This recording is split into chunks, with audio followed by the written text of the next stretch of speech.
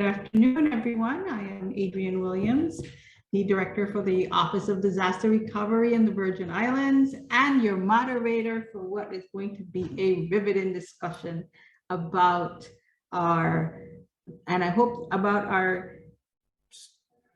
funding opportunities. We always need money to be able to do all of the things that we plan, and we really want to support climate resiliency and sustainable development. And we know in Puerto Rico and the Virgin Islands, because of Irma and Maria, we have a plethora, I'm going to say that, of opportunities to build resiliently, and of course, considering the issues that we have with climate change in this region, that we're able to identify and maximize the resources that are available to us. Today's conversation, if I can ask all of my panelists to turn on their cameras, I want to introduce to you a lady who I know for a very long time and is, I would consider, an SME, a subject matter expert in this area when it comes to funding for our rural areas. Ms. Kimme Bryce is the Area Director for the U.S. Virgin Islands USDA Redevelopment and for the entire Virgin Islands. Welcome. As well as we have Mario Rodríguez, the State Resource Conservationist, and Manuel Matos Rodríguez, State Soil Scientist for Puerto Rico and for the Virgin Islands. And we will start off this, and well, I'll just give you a little background of what we're doing here in the Virgin Islands. The Office of Disaster Recovery, again, is looking for ways that we can build more resiliently.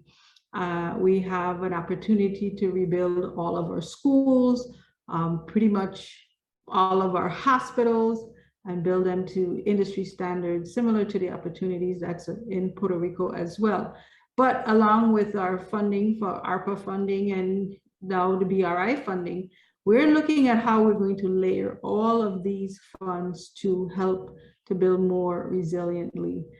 That is not something that we can approach without being very organized and looking at where the needs are, proper planning, of course, and effective application of these funds.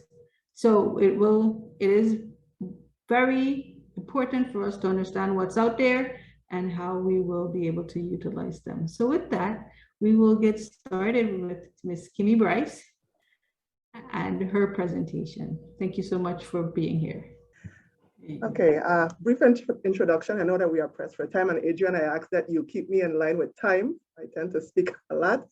My name is Kimme Bryce, as you heard. I'm the Area Director with Rural Development. I've been with the agency since 1993 in a number of positions, and in the current position since 2014. We're a very small staff here of 4 persons serving the entire Virgin Islands. And rural development being the lead federal agency helping rural communities to grow and prosper. We do have a vast number of programs that can be used for a number of purposes right along the focus area that we are speaking on today. So I'd like to get started right now. All right, so rural development is one of many agencies under USDA. We've been in existence for a number of years, gone through a number of reorganizations, and since 1995, we've been rural development. We, at any given time, have over 15 program areas, and initiatives that are offered through a number of loans, grants, loan guarantees, and special initiatives. Now, the entire USVI is considered rural, and that is very important. That makes the entire VI eligible for all of the programs. Our office does fall under the Gainesville, Florida State Office that oversees the Florida and Virgin Islands. Now, our mission is committed to helping improve the economy and quality of life in rural America, including the territories, Puerto Rico and VI. And all of our programs are available across the US and territories, including Puerto Rico and VI. The Biden-Harris administration has made combating the climate crisis a priority, and rural development's commitment aims to not only helping to combat this climate change, but to increase resiliency throughout all of rural America, with investments to include helping agricultural producers and rural small businesses purchase and install renewable energy systems and make energy efficiency improvements, build and improve rural electric infrastructure and connect residents to affordable and dependable power, support climate smart solutions for essential community facilities, assist very low and moderate income households to future-proof their homes by making home energy efficient or to retrofit for resiliency. Also to assist with repair post-disasters. You can also help transportation fueling and biodiesel distribution facilities offer higher ethanol and biodiesel blends to customers by sharing the cost to install fuel pumps, equipment, and infrastructure. Now, that's a more complex program, and that one is handled out of our DC national office. But, you know, it's often said that RD can literally build a town from the ground up. And as you see, we have so many programs, and it's such a broad area that we cover. The intent today is not to speak on every single program, or I would actually take up the remainder of the day, the day's presentations. What I will do is show our program areas and highlight some individual programs that are geared toward the focus area of today's session. First umbrella that I'll look at is our business programs. And as you can see, we have a vast number of programs that fall under the business programs that is geared toward assisting small businesses, including the farming community. What I'm going to focus on today are some of our energy programs and a smaller program called the Rural Business Development Grant, and show how this can be beneficial. Now, under our energy programs, and I have provided more information in the slides that I'm going to touch, and this is for you to be able to refer back to them, and you can probably take a look and get back with me. I'll provide my contact information at the end so that you can get with us on a one-on-one as needed for program-specific questions. Now, the first program here that I'm going to highlight on is a fairly new program. And again, energy has been put at the forefront of rural development, okay, for climate change. The Rural Energy Pilot Program, short, we call it REP. And this grant offers financial assistance for rural communities to further develop renewable energy. Eligible applicants are considered rural energy community partnerships and are defined as partnerships established to provide community scale renewable energy benefits and assistance to underserved areas. And those partnerships may be comprised of, but not limited to, nonprofit entities, state and local entities, tribal entities. We have none in the VI, but it may be in Puerto Rico, municipalities and other public bodies. Okay. Now, this program can be used to support community energy planning, capacity building, and technical assistance, community efficiency and weatherization, installation, and equipping of community scale renewable energy technologies and systems. The maximum amount of award on this grant is not to exceed $2 million. There is a small cost share for grants up to 80% of the total eligible project costs, and a grant term of up to 3 years. All right. Another one of the programs that fall under our energy section is our, we call it REAP for short, Rural Energy for America program, renewable energy systems and energy efficiency improvement guaranteed loans and grants. And this program is applicable to agricultural producers who have at least 50% of their gross income coming from agricultural operations and small businesses. So again, there's going to be a lot of information that you can refer back to, and as far as the terms and the amount, minimum and maximum amount of grants. But the program offers both loans and grants, loan guarantees, which is actually lender driven. So you would have to have a commercial lender willing to do that loan, and that's up to 75% of total eligible project costs. The grants, which has been most sought after, can allow up to 25% of total eligible project costs. And then there can be a combination grant and loan guarantee funding up to 75% of total eligible project costs. Now, Under the REAP program, and I highlighted the projects that we've seen most usage of, small and large wind and solar generation, HVACs, that's high efficiency heating, ventilation, and air conditioning systems, lighting, cooling and refrigeration units, and replacement of energy efficient equipment. So you can go through the list and see what else, may be a possibility. All right, so for this grant, there are typically 2 times per year for application submission, $20,000 or less, if the grant is $20,000 or less, or if it's a combo. If it's unrestricted grants, it's a one-time period, that's usually in March. And if it's a loan guarantee, that would be a continuous application cycle. Another one of the programs under our energy arena would be the Rural Energy for America Program Energy Audit and Renewable Energy Development Assistance Grant. Now, this assistance is provided for the use of energy audits, renewable energy tech assistance, and energy site assessments. And the assistance must be provided to agricultural producers and rural small businesses. And who can apply for this program?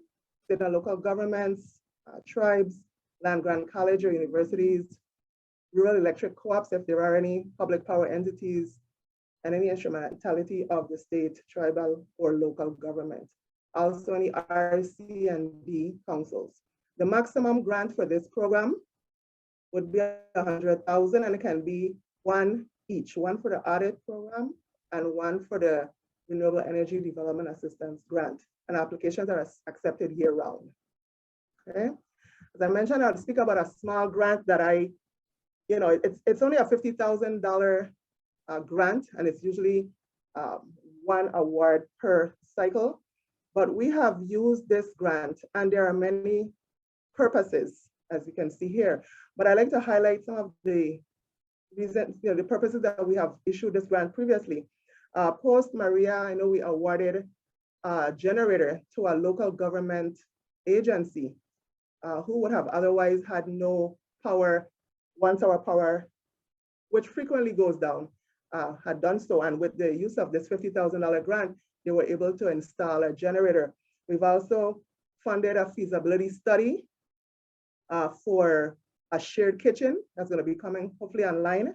We've also used this for numerous times for training and technical assistance.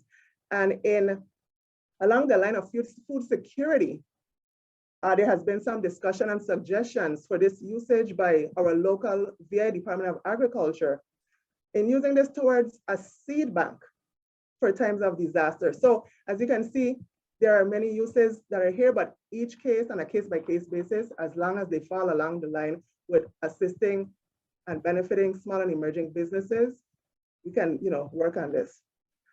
Let's see. So the Community Facilities Program, this program that has direct loans, loan guarantees, and grants to public bodies, nonprofits, and recognized tribal projects that are considered essential community facilities. And one of the questions we get often is, what is considered an essential community facility? So some examples I put here fall under the healthcare, public facilities, community support services, public safety, educational, utility. Again, it's that local food system comes up there. So there's quite a number of projects that can be done. And a lot of presentations yesterday, and even this morning, I heard persons asking, are there any programs that can be used for solar panels on houses? And while these programs are not directly for that, I know our single family housing direct loan program, which is our typical mortgage program, can be used for such. It is not a grant, it is a loan. It's a no down payment loan, and it is geared, however, only to very low and low income households. Right now, the interest rate is at 2.5% fixed rate. So that is an excellent opportunity if someone is interested in doing that. And we have our repair program where I wanted to focus here. After the storms, there were some immediate disaster recovery funding programs that were not able to assist with things such as cleaning cisterns. And because our program is geared toward removing safety and health hazards, we were able to jump in and assist many of the residents with cleaning their cisterns for them. So I'm going to quickly go through here. I've listed some of our telecommunication programs. Our distance learning and telemedicine grant proved to be very effective after the storms, as well as after the pandemic. It tied overcoming the effects of remoteness. And of course, we were able to link teachers with their students and medical service providers with their patients. So this was a very effective program. It's up to $1 million and there are no match requirements. Okay, we're expecting the next window of opportunity to be fall of this year. I've listed some of our water and environmental programs here for you. One of them that I highlighted was our Emergency Community Water Assistance Grant. And this helps eligible communities to prepare and recover from an emergency that threatens the availability of safe, reliable drinking water. Again, a lot of information there that you can look into and get back to us should you need help. We have programs under electrical programs. And here we are, most important page, I think, our website where you can visit. Please, I strongly suggest and encourage you to visit our website. You can get even more additional information on our programs. There's a number of resources, guides, and toolkits, including one on disaster resiliency and recovery.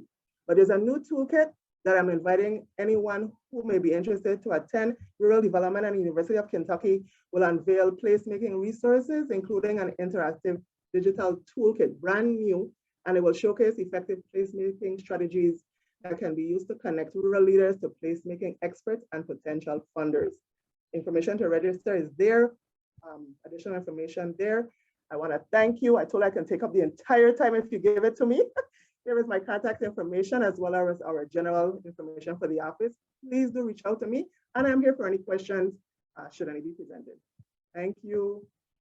Thank you so much, Ms. Bryce. We know that there's a lot that you have going on.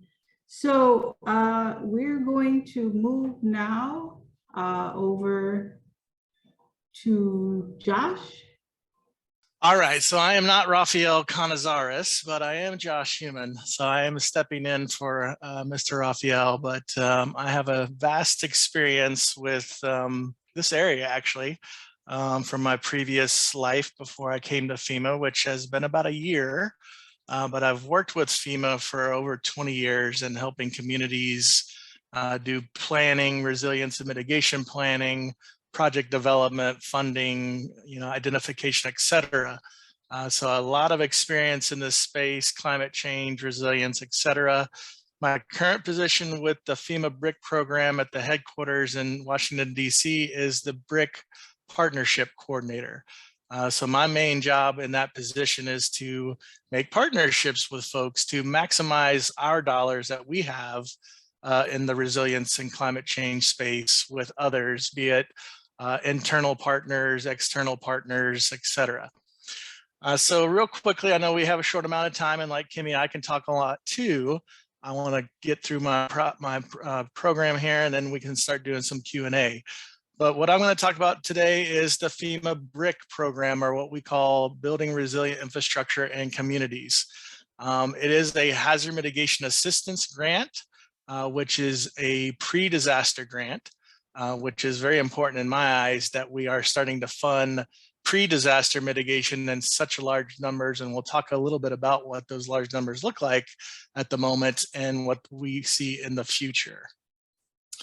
So these are our priorities, and I think these are important to talk about because, again, I know this conference is talking about climate change, and you'll see in here, one of our priorities of BRIC is enhancing climate resilience and adaptation.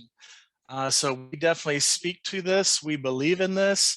It is something that we are putting dollars towards. So again, as I said, we're really starting to push this pre-disaster thinking inside FEMA and hopefully across the country and across the world for that matter, and really start thinking resiliently.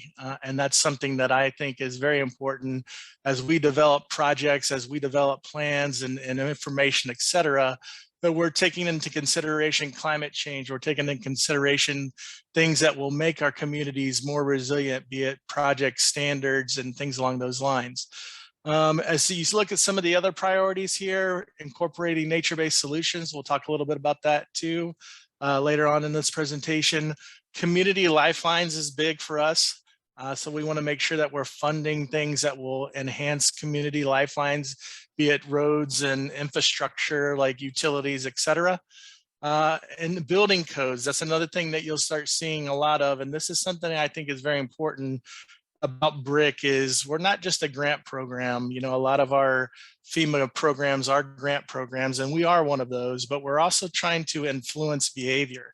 And that behavior being more resilient behavior. And one of the big ones in that category is building codes and the enhancement or enforcement of building codes. So that's a big player in our grant program as well. This is our funding available for FY21, which our FY21 cycle closed at the end of January, but we had $1 billion this year.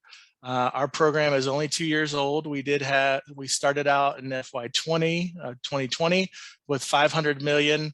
That was about $300 to $200 million more than we've ever put forth in a pre-disaster mitigation grant program. Now with the $1 billion, that's again quite a bit more money that we're putting forward for pre-disaster mitigation.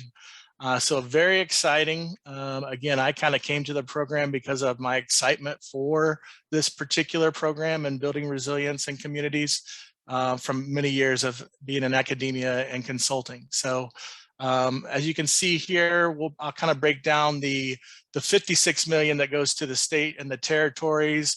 We also have a 25 million tribal set aside. So that goes to tribes, particularly just set aside for them. And then we have $919 million for FY21 that went into a national competition for mitigation projects. And that's an important place to stop here. BRIC is a competitive process or a competitive program. So I'll talk a little bit more about that too at the very end of this presentation. So this is how we break down the different state allocations or territory allocations. For you all, you being Puerto Rico and Virgin Islands, it would be territories here. But looking at, you do get $1 million to do what we call capacity and capability building activities, your own types of mitigation projects that wouldn't go into the competitive pocket of funding, but also looking at mitigation planning. Hazard mitigation planning is a big piece of the puzzle here as we look at funding mitigation and resilience throughout communities. We are a competitive program, as I mentioned before. So we have 2 criteria that we take each one of our applications through. As I mentioned before, this is a process for us to not only select good projects, but also start influencing behavior. So you'll see things in here, like I said before, building codes, incorporation of nature-based solutions, which is the one on the left here in the red. So we definitely are giving points to projects that incorporate nature-based solutions under our technical criteria. So that's something that we really want to see more of. If you look on our right side here in our qualitative criteria, you'll see in the box here, I've got climate change and other future conditions are taken into consideration. So if that's getting points in our competition, and again, something that we're trying to push out there as a behavior of change and thinking more resiliently. We also have phase projects. So this is kind of a new idea within FEMA, and something, again, from my consulting background, I know a lot of people want to do phase projects and really look at a project from, pre-screening to approvals to deliverables to actually putting it into the ground. So inside BRIC, you can now do phase projects and get dollars to do each phase of the project. So that's our new kind of twist to the way we're doing grants and grants management within this FEMA BRIC program. We also, again, I mentioned before, we kind of see BRIC as not just a grant program, it is a resilience program. So we have a couple of different things that we do inside the BRIC program that are not just grant giving out dollars. And this is one of them. And this is a very big one. And I can tell you, being in the DC area, a lot of different federal agencies are looking into this as well. But it's providing direct technical assistance to disadvantaged or underserved communities. So this is ours inside the BRIC program. It's really designed to bring a community that's been underserved over the lifetime of these grant programs through the mitigation journey. and really help them identify projects, identify planning processes that they need to go through, build partnerships, etc., and to really set them into a capability and capacity scenario to be successful, to build resilience in their communities, be it through FEMA dollars or other grant dollars as well. So we're really excited about this program. We selected eight communities last year. This year, we're going to be selecting upwards of 20. And we'll basically walk into those communities and provide them with resources, being it from us or from partners, to help them identify what their resilience needs and gaps are.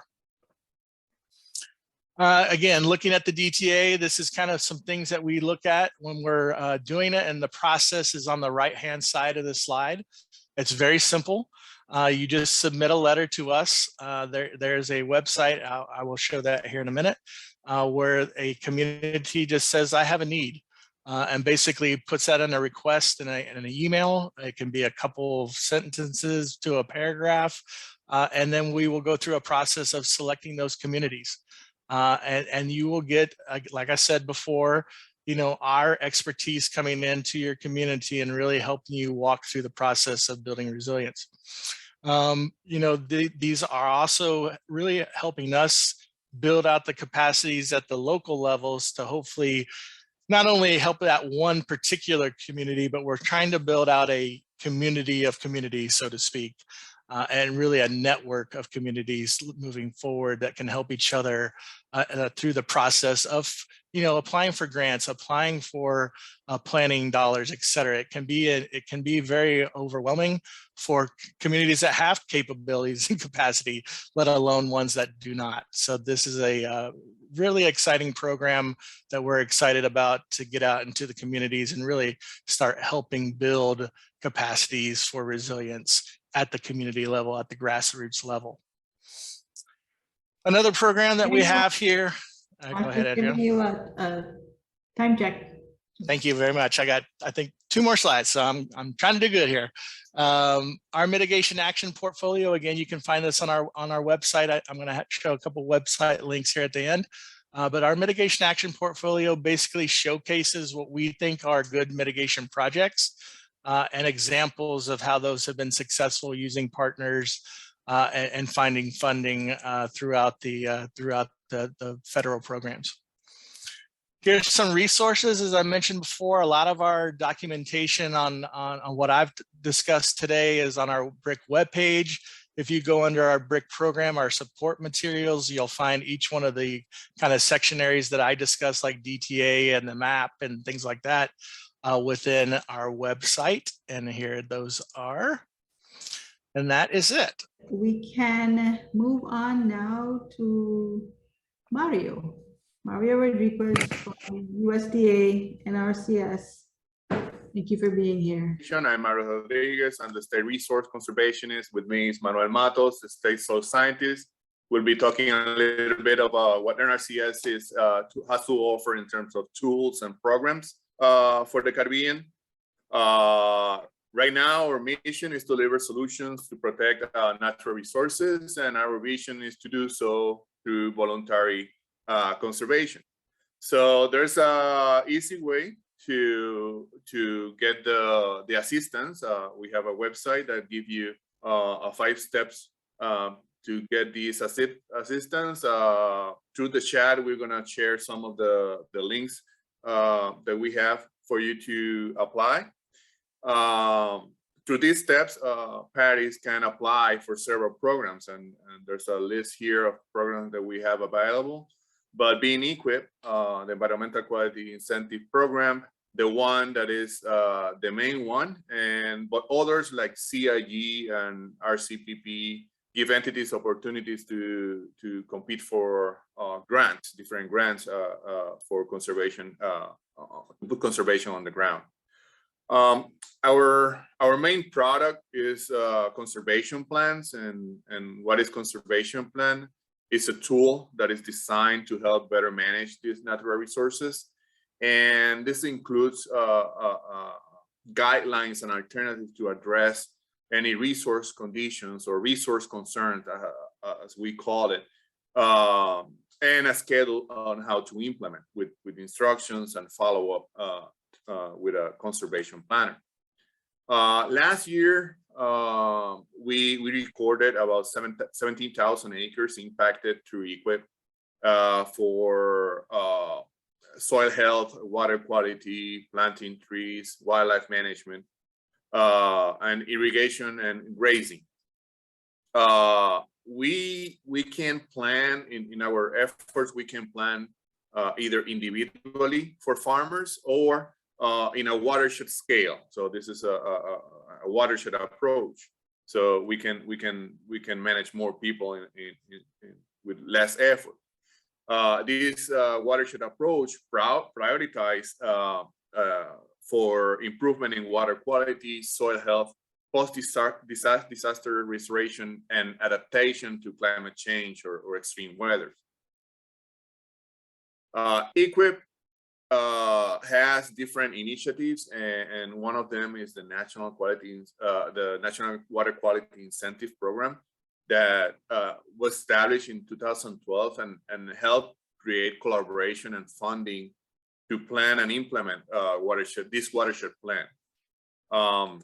In those watershed plans give some benefits in different situation, and just as an example, flood prevention, agricultural water management, and structural rehabilitation, among others, are those benefits in these projects. Other initiatives are, for example, the Joint Chief. This initiative on the east side of Puerto Rico is trying to create corridors through private public land and connect it into the forest. To give us about, as far today, we have about 3,000 acres plus impacted and over 8,000 trees planted. Another example is the Wanika Bay Watershed. This is some of the Coral Reef Task Force signature projects that impacted the upper and the lower watershed with over $3 million in conservation efforts. And we have here a graphic that Caricus gave us that show the amount of sediment loads reduction that we have since the implementation of this initiative. And you will see even the events are bigger. You see the amount of sediment that we're going lower and lower every year. So with that, we have some tools and resources that are available for our partners. So I will give the opportunity to Manuel to talk about that. Okay. Good afternoon, everybody, and thank you for the opportunity. My name is Manuel Matos, and I'm the state soil scientist for Puerto Rico and U.S. Virgin Islands. In terms of the soil division within NRCS, we provide a diverse set of tools and services related to conservation planning. Some of them are, for example, we work with National Resources Inventory. We use this information to prioritize, also identify land use and changes. We also provide technical assistance to conservation partners and also to our field offices in the whole process of what Mario mentioned in terms of conservation plans. We'll also work with models, right? Through soil survey information, we build these models to predict how soils are gonna behave depending on the use. We also work actively with soil health. Soil health is one of our priorities, right? Because we know we can tackling the basic principles of soil health will help prepare farmers and make them more resilient through specific conservation practices tailoring soil health. We also work doing wetland determinations and delineations for Food Security Act, and and wetland protection policy during the conservation planning process. But the main thing also as well, we work and update soil surveys. For soil survey information, we have different sources, and I have here one of the pictures where you can find the NRCS soils webpage. You have different tools. The main ones that I want to emphasize today is the Web Soil Survey is the main site where you can download official soil survey data for soil properties and qualities, and this is in spatial format for EIS and also a tabular format. We also have applications like Soil Web, where you can take them to the field using a PC or a smartphone, and it uses the GPS capabilities, and it helps you identify what soil you are in the area, and all completely for free. We also have Soil Data Access. This is more for advanced GIS users or modelers that wants to retrieve data specifically from our soil survey geographic databases. And also, we also have the soils lab data where we provide specific soil lab data results that were used for updating soil surveys and the creation of soil surveys. Now, for Puerto Rico and U.S. Virgin Islands, soil surveys are divided in 9 geopolitical soil survey areas that are within four major land resource areas, and you can see them in the divisions. Those are the white lines in the map that I'm showing. The different stars are the different field offices that we have across Puerto Rico and U.S. Virgin Islands. Now, one important component of soil survey are soil interpretations that are basically the science of creating models to predict the effects of soil properties on land use. And I'm showing here a few examples and some of the newer ones. We have new interpretations that can help with climate change projections and in the decision prioritizing process. For example, here I'm showing soil drought vulnerability of U.S. Virgin Islands. This is a map again that it's been created with soil survey data, so physical properties, and it, information that help us make decisions and climate projections. We also have soil health related and other interpretations that are going to be shown in the next slides. One example for soil health, this is a new one as well that came out with the database refresh, and is the dynamic soil properties response to biochar. Biochar, just quickly, is a solid byproduct of the decomposition of organic materials in oxygen limited environment at high temperatures. This is a process known as pyrolysis, but dynamic soil properties associated with soil health includes the pH, calcium exchange capacity, water holding capacity. And just to show you that an example of practice, right, that you can use this data to identify if the area, how suitable is that area for that specific practice.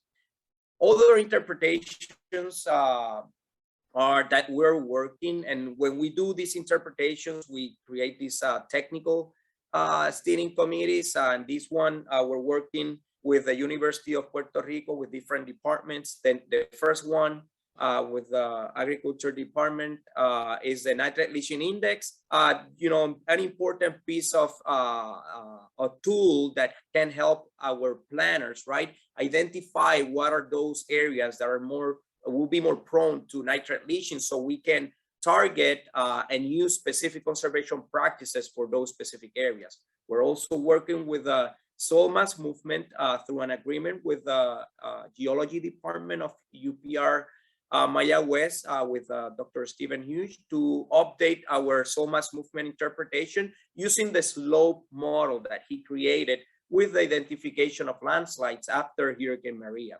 Another important interpretation that we're working with the University of Puerto Rico is the acid sulfate soils or the distribution and validation of these specific soils and phenomena. Acid sulfate soils are soils in which sulfuric acid either will be produced, it's been produced, or has been produced in the amounts that have the lasting effect on main soil characteristics. It basically lower the pH in the system with the release of sulfuric acid. And minerals associated with these are pyrite and or other elemental sulfur that are being reduced in the different sediments.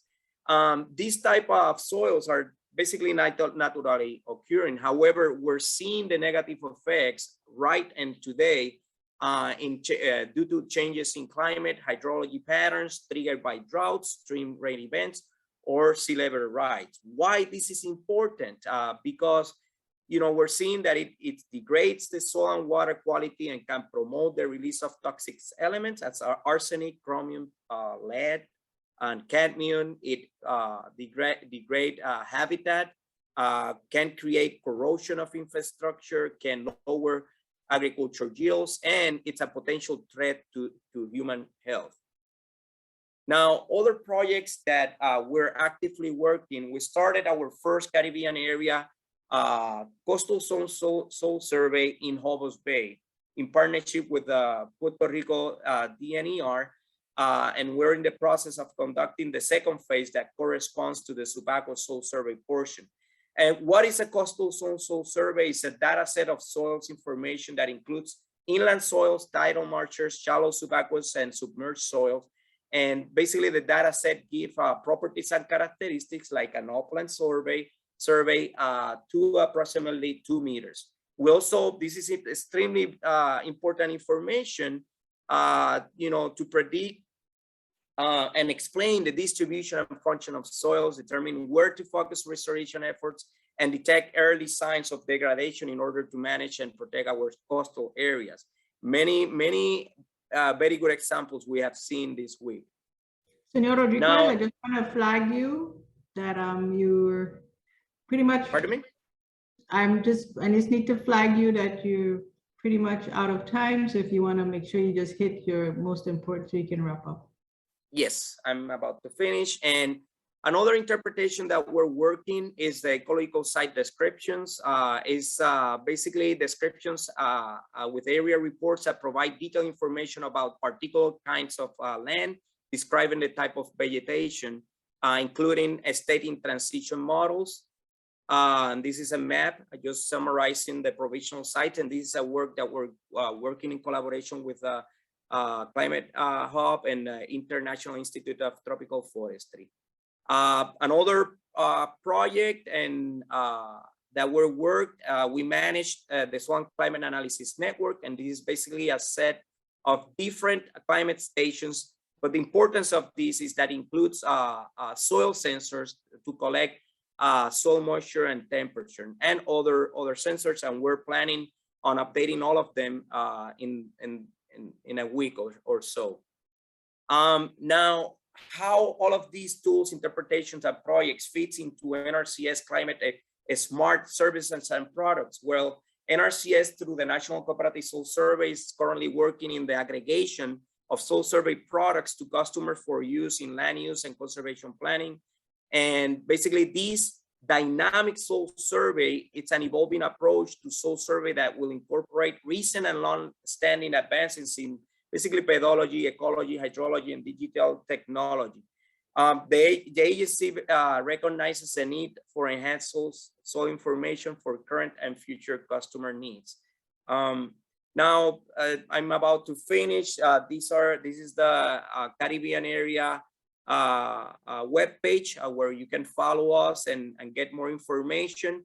You can also follow us in the social media through Twitter, YouTube, and Facebook to follow the current activities and actions.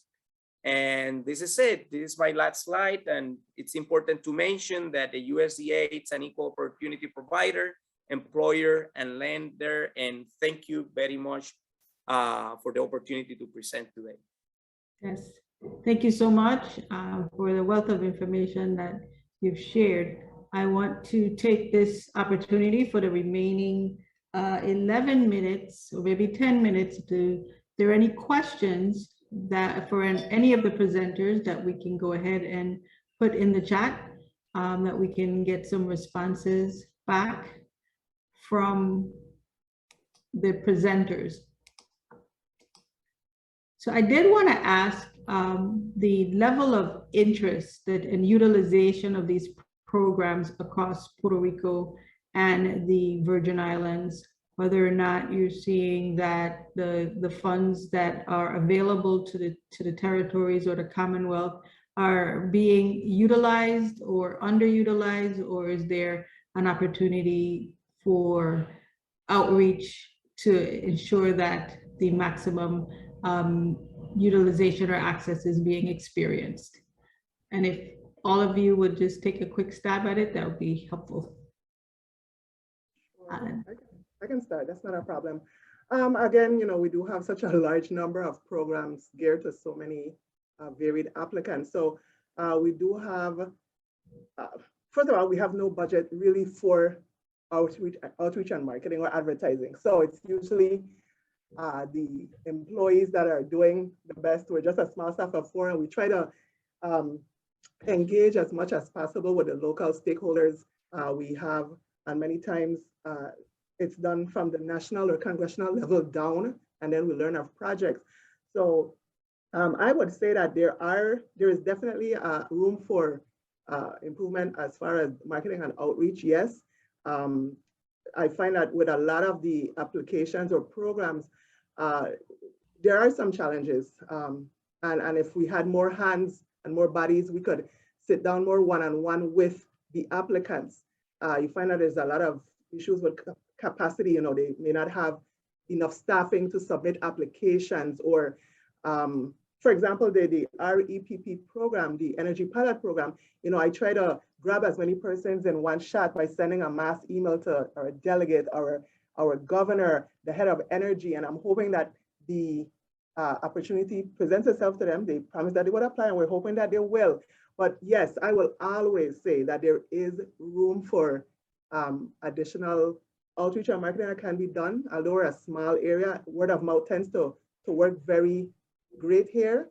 But yeah, Okay. Sorry, I'll allow someone else to speak, sorry. Thank you.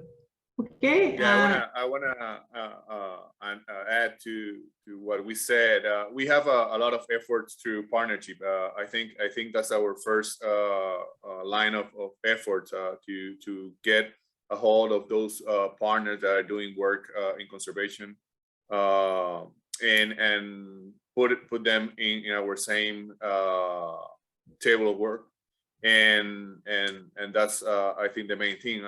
Also, we do local work groups. We have the state technical committee that we get together every 3 months to talk about our initiatives, how the funds are coming in, how we're going to work with it, and their inputs are always used to make decisions. So yeah, we work with them every day. I'll add here, I actually took a look at current, participation with the Virgin Islands and Puerto Rico. And this year we had 2 applications come in from the Virgin Islands for mitigation planning type activities, and 1 project from Puerto Rico. So, that doesn't sound like a lot, but actually, we do have some states that don't submit it at all. So that's okay. That's not bad, so we're seeing some. We'd like to see more, obviously, come in. Kimme mentioned the direct technical assistance capability, capacity building stuff. And again, I mentioned that in our program, the DTA program. We did also have a community from Puerto Rico that applied for our DTA. So we'll see how that plays out, and hopefully we'll be doing some DTA in Puerto Rico here soon. Okay. Are there any, let's make sure there are any questions in the chat. Javier, we don't have anything yet. We encourage you to place any questions that you have in the chat for our panelists. And just to piggyback off of that question, for increased utilization, what are some of the barriers that's experienced by Puerto Rico and the Virgin Islands for the funding? I think for us, it's the message getting out to the right people. I think Kimme mentioned that too. You know, how do we get the message out? Who's the right group of people? I mean, we do sets of webinars that are open to the public and try to get as many people out there as possible to engage. And then also, you know, we are a matching program. And I did want to mention this because it's important, especially with the Virgin Islands. So typically BRIC is a 75 federal, a 25% local match program. But with the US Virgin Islands, if the project is under $200,000 inside BRIC, it is a 100% federal project. So there's no match requirements, and above 200,000, they can actually apply to have little to very little or no to very little match within the Virgin Islands. Now, Puerto Rico is considered a territory like a state for us. So they are considered a 75-25% split. Now, what I will say for both community or for both entities, at the community level, we will do a 90-10 split on match dollars for what we call economically rural disadvantaged communities. And there's a formula for that. So within Puerto Rico, if you are a project area that fits into those types of areas, you can be a 90-10 split. But that's a big issue that we find in a lot of our programs is people, you know, 75% of $1 million is 750,000, but you got to come up with the 250 at the local side. So that's difficult. And that's part of my process too, and partnerships and building partnerships is to hopefully find match dollars with other communities and programs to really maximize again, those dollars that are going out there. Thank you for that. Yeah, we have the good thing that participation has been great. We receive about 800 applications every year between Puerto Rico and the Virgin Islands. But I think what Josh is saying is part of it.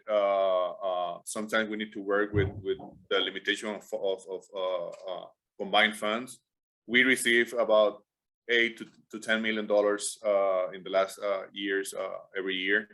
But we only have 8 offices and 60+ employees, so it's very difficult to get a hold of everybody in 1 year. So we try to defer some of the applications since we do ranking. As soon as the funds are over, we defer those for next year, and we try to get a hold of them every year. But participation has been good. It's been since Maria has been bigger and bigger every year. People are getting they're getting used to hear about NRCS, about our services, our TAs, and it's been good in a big sense. But there's always open to opportunities, and partnerships are the good way to get a hold of those applicants that are not getting the service fast enough. Okay. Thank you. And I was going to also add, and I think it proves the same before. I know for NRCS and some programs as well, when it comes to the funds being issued on a reimbursement basis, you know, the applicants, for example, our Rural Energy for Assistance program, you know, it's a 25% grant. Most persons are looking for the grant, but when they learn that they have to install that entire system, have it passed, completed, permitted, everything, and then they may get that 25%. You know, another area, and we do have, again, so many programs. I keep going back to this because we have success in many areas, like our housing programs. That has always been the meat and potatoes of our programs. You know, we do very well every year, and Adrienne, you have our history with housing for many years. So we don't have any complaints there, but some of the other complex programs, you know, another thing is the high cost. Definitely in one of the highest cost areas here as far as for supplies, you know, having to purchase solar panels. So many people just don't have the funds to do that project and then wait until the end for the reimbursement. Service area is another place where I see issues for our community programs. It's based on median household income given through the census data. And there are some programs where if the service area encompasses the entire territory or entire island, that project will not be eligible because the median household income exceeds the state's median household income, and therefore it's ineligible. I've been trying for years too, and it's above my pay grade. That has to be a congressional step to take. We've been trying to get waivers, but each program has its own challenge as to why it may be underutilized, but those are some of the ones that I've faced. So I just also wanted to again thank everyone and thank Javier Roman for assisting us again. And if you want to get back to the plenary session, there's a link in the chat as well. So thank you so much for being here, and we wish you the best in the rest of the conference. Take care, everyone.